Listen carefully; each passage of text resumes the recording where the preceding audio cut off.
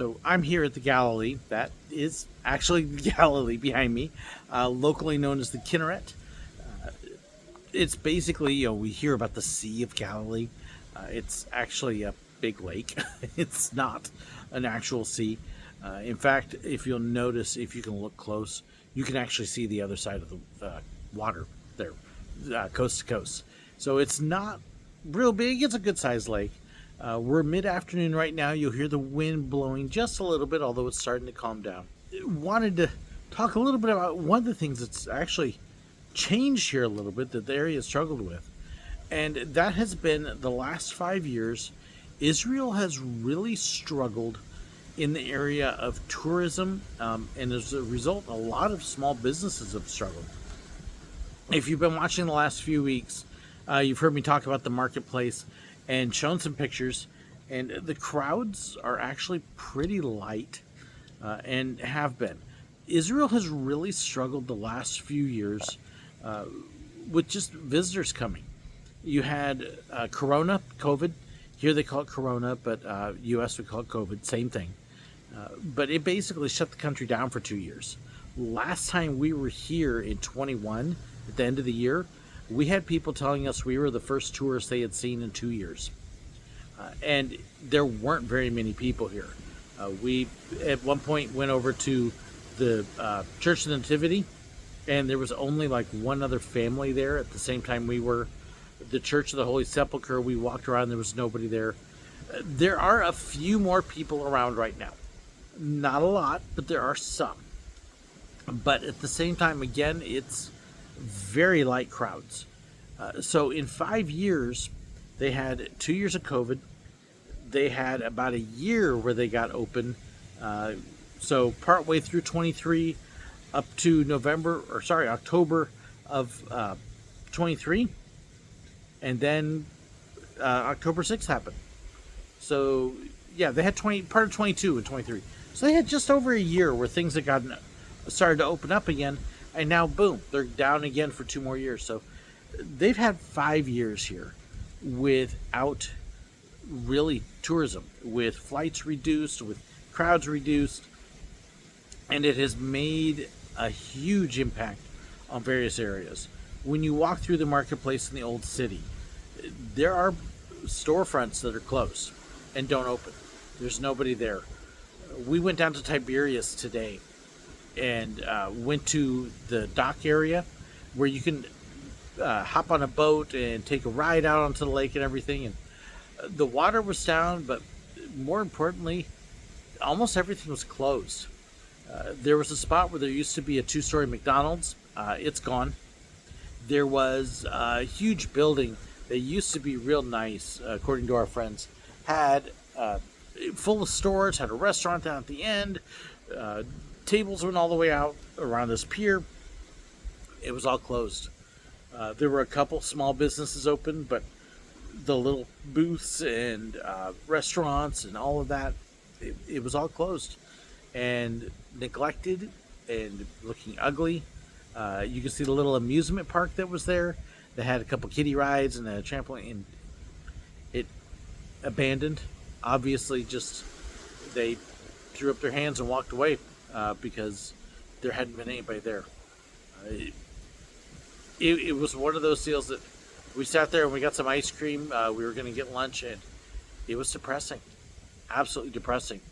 We went down to the Yardenette, which is where a lot of the tour groups would do the baptisms in the Jordan. It's where, when we came our first time, I was baptizing people in the Jordan River, and they have found a way to survive. They actually opened up a new restaurant there and a coffee shop. We got some coffee today, and that has brought people in and brought in some income, so they're doing well. But the whole baptism area and the gift shop, it was all closed up. They haven't had anybody, haven't had any groups. That was hard to see these places that should be bustling and full of people just closed and in some cases abandoned. It means you don't have as much to do, as much to see. You may not be fighting crowds, but there's nobody there. It was hard. When you look out at something like Galilee, uh, you're used to seeing crowds, and there just aren't crowds right now. It We've got the wars wrapping up. The Iran war, they're on ceasefire. They're in the process of negotiating a ceasefire for Gaza. Hopefully, a permanent one. It's like, let's see if we can get this thing done, get those hostages home, get this thing wrapped up and finished, and move on. Um, and let's bring stuff, let's bring people back. It's not just the Jewish people that are suffering. When there is no tourism, the Christians suffer, the Muslims suffer, the Druze suffer. A lot of people think that this is all Jewish people. And while, yes, they are the majority, there are large numbers of Arabs, Bedouins, Druze, and they're all part of the same thing. They all have roles to play. And when there's nobody here, it hurts everybody.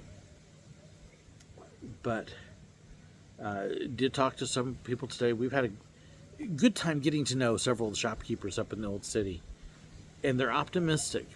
There are some that they'll tell you it has been very hard, that they're just trying to pay bills and feed their family. And for many of them, still, they're like, how are we going to do it if there's nobody here yet? I don't know if I'm going to be able to bring home any money today to be able to buy food. But they're also optimistic that the ceasefire will bring things back. There was a news article today that said United Airlines is going to start routes back to Tel Aviv early. Wizz Air, which is a cheap English airline, is going to start routes back early. So they are starting to get flights back. They are starting to rebook the tourist groups. And they're hopeful that things will begin to bounce back here and to calm down and to come back to normal. Normal is a lot of hustle and bustle and big buses and big groups and going to these places we've been going and having to work around all these large groups of people. And it hasn't been happening. I think everybody would like to see that come back again, to see those days return. So we hope. I would say keep an eye on the news. Hopefully, like I said, it settles down. Hopefully this holds and it turns out well.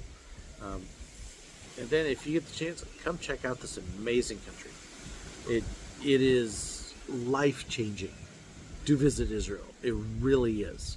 To be able to walk on those shores that have been there for thousands of years. You can walk around and you can find pottery shards on the shores of Galilee. You can find other remnants. There's the ruins of Capernaum and Bethsaida and Magdala.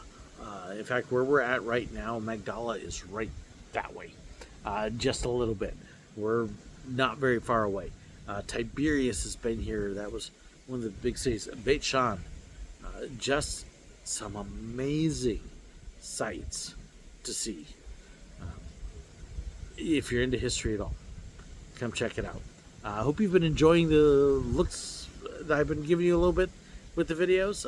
I do have some others I may try to repost from my other channels, but it's a fantastic country. Hate seeing how quiet so much of it is, and would love to see people come back with the tour groups again. And hopefully you can be one of them. Let me know what your thoughts are, what your questions are. I would love to hear it. Thank you so much for watching, and may you be blessed. Thanks.